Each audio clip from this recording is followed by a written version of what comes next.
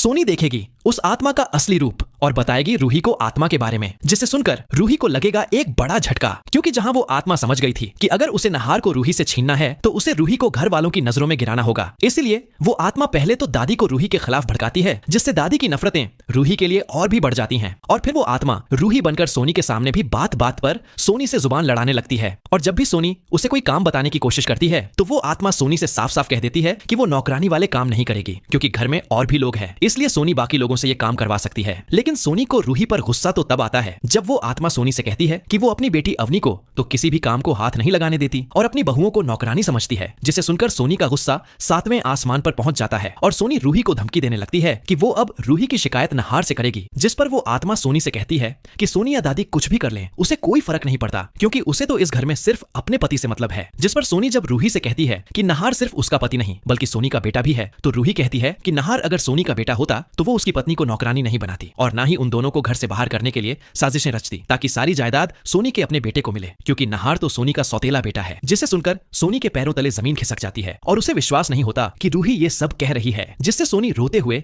दादी के पास पहुंच जाती है और दादी को ये सब बताती है, जिससे दादी रूही को बुलाती है और गुस्से में उससे सवाल करती है कि आखिर रूही की हिम्मत कैसे हुई सोनी के साथ इस तरीके से बात करने की। लेकिन उस समय दादी और सोनी के सामने असली रूही होती है, इसलिए रूही को पता ही नहीं होता कि क्या हुआ था, जिससे रूही दादी से साफ साफ कह देती है कि उसने सोनी को कुछ भी नहीं बोला, वो तो अपने कमरे में थी। जिसे सुनकर सोनी दादी से कहती है कि रूही आजकल झूठ भी बोलने लगी है, इसलिए वो ये कबूल नहीं कर रही कि उसने अभी सोनी को क्या क्या कड़वी बातें सुनाई। लेकिन वहीं दादी को सोनी की बातों पर यकीन नहीं होता और वो सोनी से कहती है कि भले ही रूही आजकल थोड़ी बदतमीज हो गई है, लेकिन वो कभी भी सोनी को ऐसा नहीं कह सकती कि वो नहार की मां नहीं है। जिससे सोनी की लाख कोशिश के बावजूद भी दादी सोनी की एक नहीं सुनती और उसे वापस भेज देती है। जिसके बाद वो आत्मा सोनी से मिलती है और उस पर जोर जोर से हंसने लगती है, जिसे देखकर सोनी को रूही पर और भी गुस्सा आ जाता है और वो उससे कहती है कि वो अब ये सब नहार को बताएगी। जिससे सोनी फौरन नहार के पास चली जाती है और उसे बताती है कि रूही ने अभी उसे क्या क्या बातें सुनाई। जिससे नहार सोनी से कहता है कि जरूर उसे कोई गलत फहमी हुई होगी, रूही कभी भी ऐसा नहीं कह सकती। लेकिन सोनी नहार की एक नहीं सुनती और वो नहार से साफ साफ कह देती है कि आज नहार को फैसला करना होगा कि उसे अपनी मां प्यारी है या पत्नी। जिसे सुनकर नहार को सोनी पर काफी गुस्सा आ जाता है और उसे लगता है कि जरूर ये सोनी और दादी की रूही के खिलाफ कोई चाल है, क्योंकि रूही तो काफी देर से उसके साथ थी, इसलिए वो सोनी को ऐसा कैसे बोल सकती है। जिससे नहार सोनी से साफ साफ कह देता है कि उसके पास दादी और सोनी की फालतू बातों को सुनने का समय नहीं है, उसके पास बाकी और भी काम है। जिससे सोनी के हाथ निराशा ही लगती है और तभी उसे फिर से आत्मा वाली रूही मिलती है और वो सोनी को अपना असली रूप दिखाकर उससे कहती है कि वो रूही और सोनी से नहार को छीन कर ही रहेगी। जिसे देखकर सोनी की बोलती बंद हो जाती है और उसे समझ आ जाता है कि वो रूही नहीं बल्कि कोई भूत है और रूही ये सब नहीं कर रही थी। जिससे सोनी उस आत्मा को देखकर डर जाती है और जोर जोर से चिल्लाने लगती है, जिससे पूरे घर वाले सोनी के कमरे में आ जाते हैं और सोनी पागलों की तरह घर वालों को समझाने लगती है कि इस घर में भूत है। मगर कोई भी सोनी की बातों पर यकीन नहीं करता और दादी भी सोनी की टांग खींचते हुए कहती है कि शायद सोनी पागल हो गई है, जो वो कभी रूही के बारे में जाने क्या क्या कह रही है तो कभी ऐसी बहकी बहकी बातें कर रही है, इसीलिए उन्हें सोनी को किसी डॉक्टर के पास दिखाना होगा। लेकिन वहीं रूही समझ जाती है कि जरूर कुछ तो हुआ है जो सोनी ऐसा बर्ताव कर रही है, इसलिए रूही सोनी से सच जानने की कोशिश तो करती है, मगर सोनी को लगता है कि वो रूही नहीं बल्कि भूत है, जिससे वो रूही को देखकर डरने लगती है। तो वहीं अगले दिन जब सोनी रूही को पूजा पाठ करते हुए देखती है तो वो समझ जाती है कि वो असली रूही है, इसीलिए सोनी रूही के पास जाकर उसे सब कुछ बता देती है कि उनके घर में रूही के भेष में एक आत्मा रह रही है। जिसे सुनकर रूही के होश उड़ जाते हैं। लेकिन अब आगे जल्द ही रूही उस आत्मा का मकसद जानकर उसे घर से बाहर करने वाली है, इसलिए वीडियो को लाइक करने के बाद कमेंट्स में आई सपोर्ट रूही लिखना न भूलें।